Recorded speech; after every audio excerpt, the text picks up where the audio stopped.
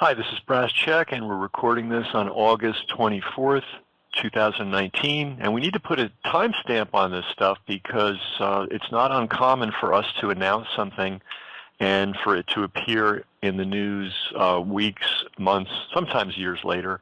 And this is certainly happening with the Maxwell case. We're not the only people that predicted that Epstein was going to be killed, and we're not the only people that predicted that once he was gone, the story would sort of disappear and it would become this sort of salacious sex story.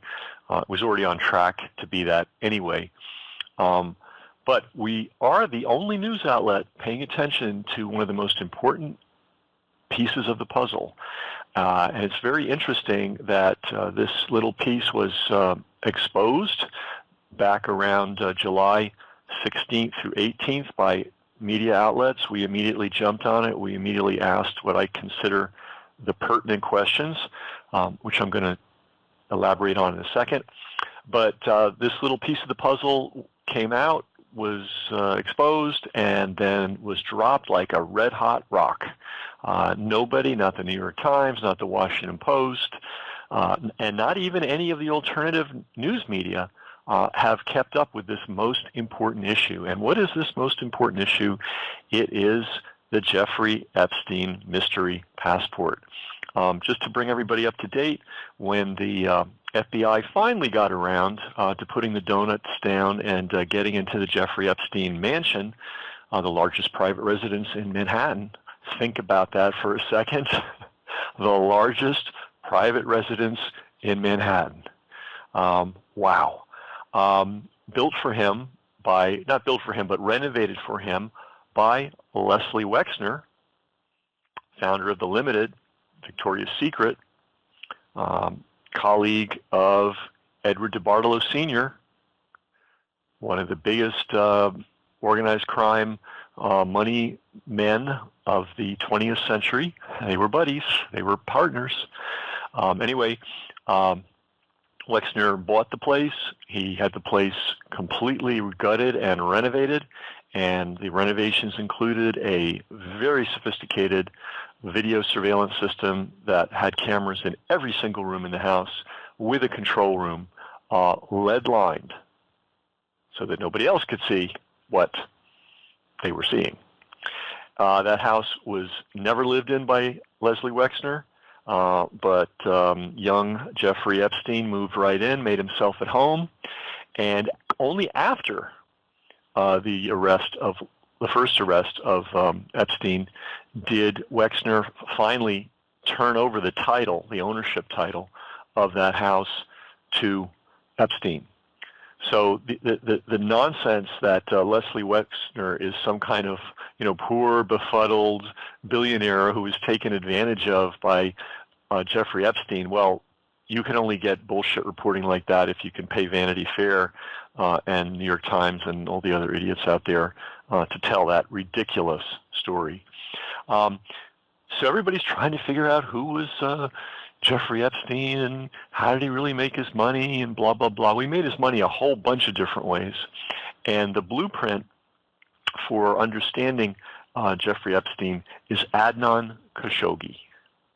Adnan Khashoggi. This is not the Khashoggi that the Saudis murdered. This is his uncle, Adnan Khashoggi. And we're going to put Adnan Khashoggi and Jeffrey Epstein together. Now, Vicky Ward, who attempted to write a good article about Epstein years and years ago and was shot down by Vanity Fair, reported that one of her sources said that in the 80s, Epstein was working for Khashoggi. Now, who was Khashoggi? Well, among other things, and he was involved in a lot of stuff, Khashoggi was the guy that arranged for the Israeli missiles to be delivered to Iran, kicking off the Iran-Contra scandal. Okay? That's Khashoggi. And he did that, of course, in the early 1980s. When did Jeffrey Epstein quit Bear Stearns and go freelance? 1981. So right on schedule. At that time, Khashoggi was one of the richest men in the world. He had a net worth of $4 billion, and that's when $1 billion was a lot of money. Now, his empire fell apart in the mid to late 80s. And he actually, believe it or not, personally himself ended up in the MCC, the Metropolitan Correctional Center in Manhattan, the same, ironically, coincidentally, the same jail that so-called bulletproof Jeffrey Epstein ended up in. Now, Khashoggi walked out of there alive and lived until just a couple of years ago. So what do we know about Khashoggi? Well, we know Khashoggi was really in with the Saudis. We know that he was an arms dealer. We know that he was a money launderer. The Defense Intelligence Agency put out a report in 1991, now declassified, which is why I can tell you about it, that said Khashoggi was one of the top 20 people in the Colombian drug trade. Right? Now, I doubt Khashoggi was personally, carrying cocaine from Colombia to Miami, but he would have been a financier. He would have been an enabler. Now, let's go back to this little factoid that Vicky Ward uncovered, that Epstein claimed he was working for Khashoggi in the early 1980s. So that would have put Epstein right in the thick of all kinds of nefarious stuff, possibly including some of the Iran-Contra bookkeeping. Because you got to understand something. With Khashoggi or with Epstein or with Robert Maxwell, Epstein's gal pal's father, these guys aren't sitting at a card table, in their den, making all this stuff happen. They have legions of people working for them, doing things for them, operatives. I mean, just like any business. So there's a figurehead, Bill Gates runs Microsoft. Yeah, and 40,000 people are working there too. So when you look at somebody like Khashoggi or like Epstein, you have to understand there were lieutenants running around executing on all of this stuff. And so Khashoggi clearly had people on the payroll helping him do what he needed to do. And I'm going to guess that one of those people really was, in fact, Jeffrey Epstein. Now, let's go back to the passport. Why was the passport dropped? Why is nobody talking about it? Because this passport is the key, one of the keys to the whole thing. All right? Let's recap. The passport was not a fake passport. That is false news, fake news. It was a real passport issued by the government of Austria. Okay? It was in every way a correct passport. It had Jeffrey Epstein's photograph in it. However, it had a different name, and it had a Saudi Arabian address. Okay? Now, it had visas that showed that Epstein went back and forth between France, Spain, and Saudi Arabia.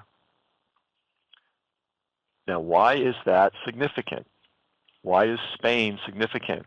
Guess where Khashoggi had his headquarters and his own party palace. And by the way, let me get this out there.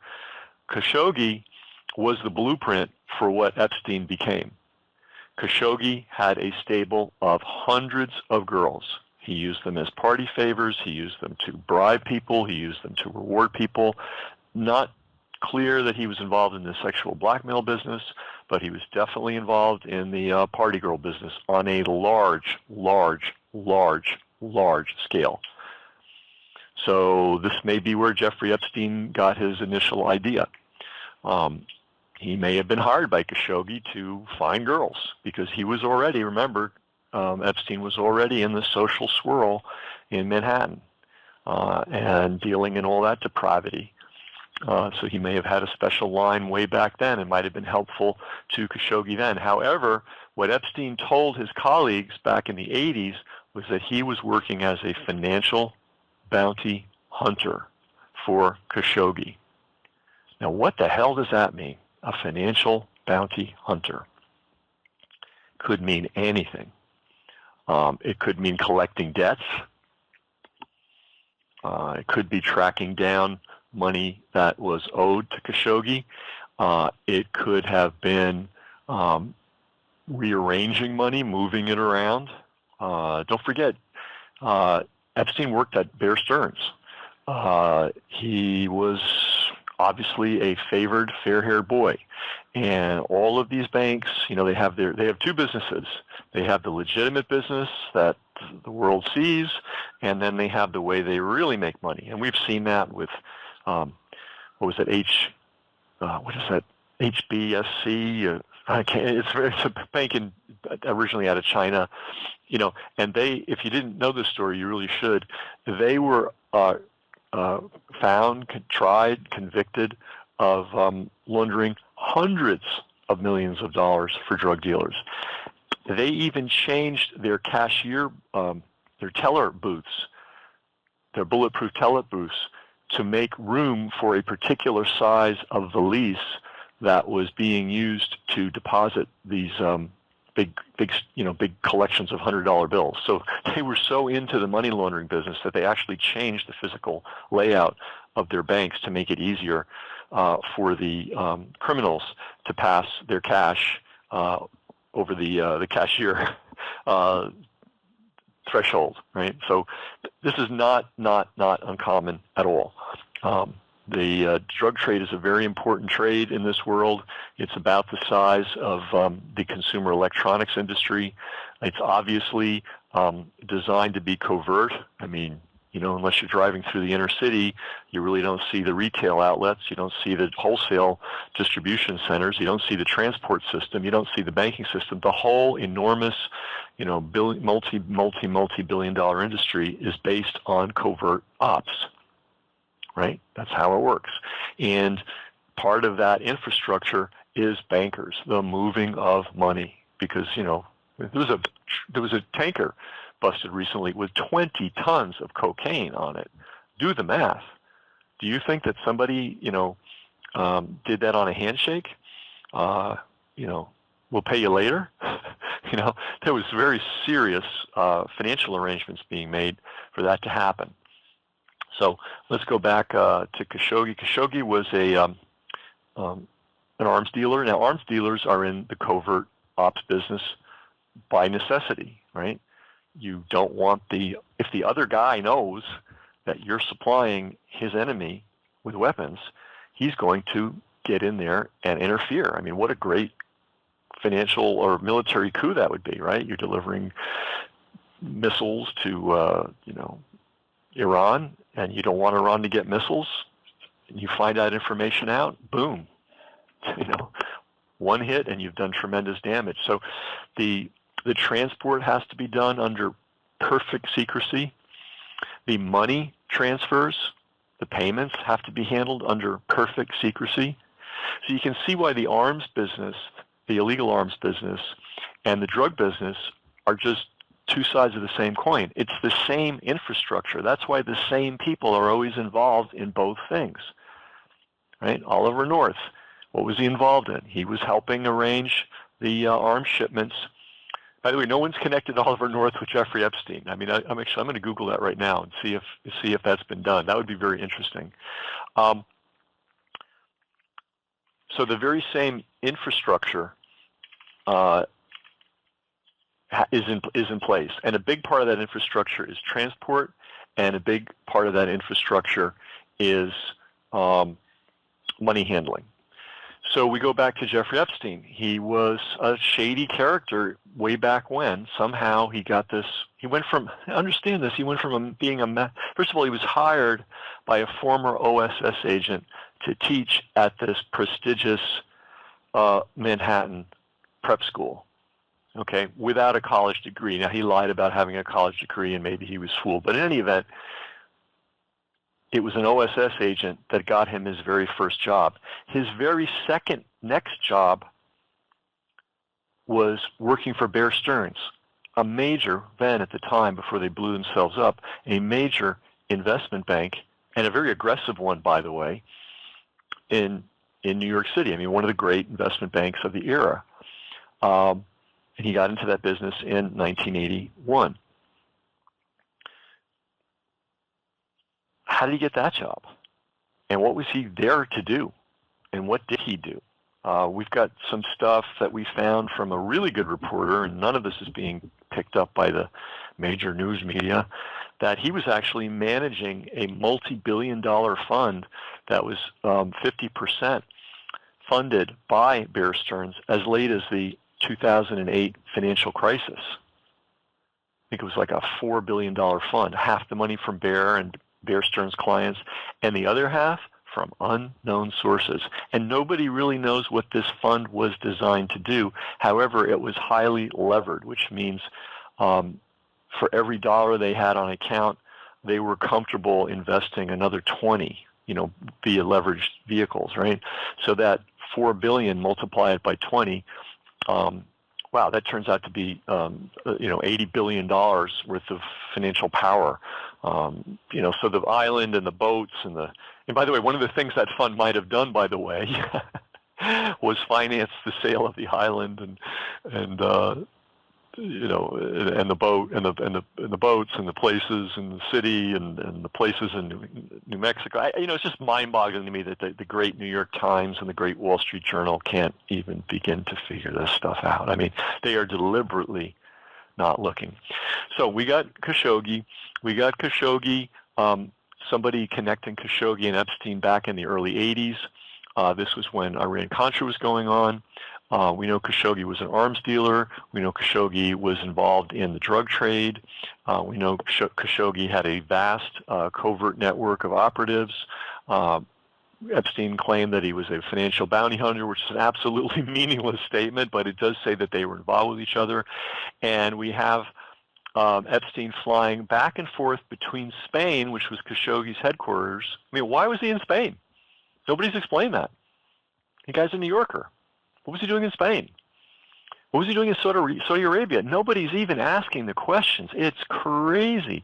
We know that Khashoggi was a big party giver, like maybe that most epic party giver of all time, and that a big part of his party strategy was to have literally hundreds of girls on tap who he delivered as party favors to friends all over the world. Sound familiar? Now, here's where we put this all together and where somebody maybe could become famous just nailing this last piece down. There was an address in that passport, on that Austrian passport. It was a Saudi Arabian address on that passport. And as I asked back on July 18th, and now I'm asking again, August 24th or 3rd or whatever day it is today, and yet no one has looked it up. What was the address on the passport? You can go there, That's what addresses are for. They're really handy. Like you have an address and you can actually go to it. And you can stand in front of the building and look at it. And as I said in my first commentary on this back in July 18th or thereabouts, I'm going to guess it was not a studio apartment. Now, if you're a real investigative journalist, you could do a title search. It'll be a little tricky because it's Saudi Arabia, and I'm sure it's not easy to do title searches in Saudi Arabia, but, you're supposed to be the New York Times. If you did that, you could find out who owns the building now, and most importantly, who owned it when Jeffrey Epstein said it was his residence in Saudi Arabia. So we've got Adnan Khashoggi, arms dealer, money launderer, and we're talking about money launderer on a major scale. When the Marcos regime, those of you that are old enough to know who that is, they were stealing everything in the Philippines that wasn't nailed down. And what the Marcoses did was when they got caught, they transferred some of their assets to Khashoggi to safeguard them, to safeguard the assets for them. That's the kind of business Khashoggi was in. And Khashoggi was big in with the Saudis. Big. So we've got Jeffrey Epstein with an Austrian passport. We already told you how he got it. If you've got a network like Khashoggi's or the CIA or a combination of both, you already know people in every passport agency in the world, and all you have to do is make one phone call, and you better believe that that passport will just be stamped out as requested and handled. So getting the passport, no big deal. It was an authentic passport. It had visas to and from Saudi Arabia, including many trips to Spain, who lived in Spain. There's no reason, earthly reason, for Epstein to have been going to Spain that I can think of, unless he was working with Khashoggi, which he claimed way back when that he was. So I think you're going to find that that place in Saudi Arabia with the that's on the Jeffrey Epstein passport that was found in his safe, I think you're going to find that that was a Khashoggi connected piece of property, which means these two guys were joined at the hip. At a minimum, Epstein was a serious operative for Khashoggi, and he learned a lot of Khashoggi's tricks. Khashoggi was a master of deceit, a master of not clear that he was ever involved in blackmailing people. He was more of a charm. He would go on the charm offensive. He was also, by the way, Khashoggi was very good at bringing high, rich people, famous people, people with great notoriety all together under one roof. But I think he was doing it, for, not. I don't think he was doing, sort of a sexual blackmail thing. By the way, since we're on this, and since nobody else seems to know anything, if you want an analog to what Epstein was up to, you should really look into the story of Joe Cahill. And you might say, who was Joe Cahill? Well, Joe Cahill was an IRA guy, serious, high-level fellow, and he was one of the founders of the Provisional Irish Republican Army, which was a military operation, and they were engaged in a lot of assassinations in Ulster, in Ireland, and in England between the 70s and between 1970 and 1988. He was one of the original governing members, one of the original members of the governing Army Council. And he was a top leader, top leader for decades. And he was under the control of the UK. Did you know that? Probably not. And how did they get him?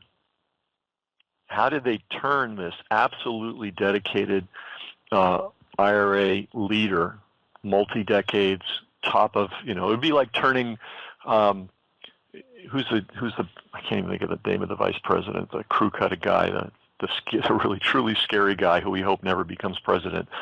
But it'd be like turning that guy, or turning. I mean, it was an amazing coup.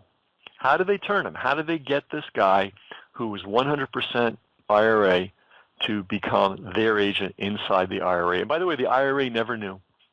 They never even knew. When they buried the guy, they gave him, this fantastic sending off. It was the biggest funeral in Northern Ireland after Bobby Sands, IRA-based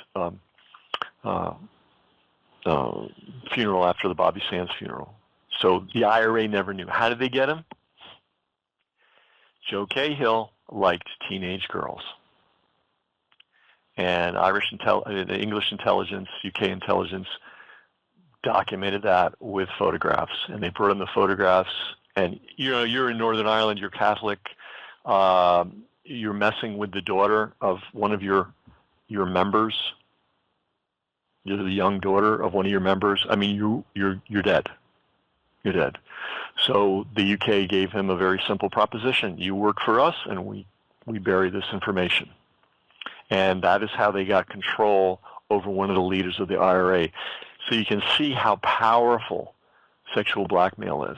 And you can see why poor little Les Wexner, who was so badly taken advantage of by mean old Jeffrey Epstein, why he built the ultimate party palace in Manhattan and had it wired with video and had a video control center with the walls lined in lead, so nobody else could surveil what was being captured. Power, a lot of power. And if you have that kind of, if you can take over the IRA, if you can infiltrate and corrupt and manage the IRA while they're at war with you, do you think maybe you could get a banker in a compromising position who now has to give you all kinds of inside information about all kinds of transactions? And believe me, if you're getting that kind of information, making money is like shooting fish in a barrel. So anyway, the secret, one of the secrets to this case is that passport.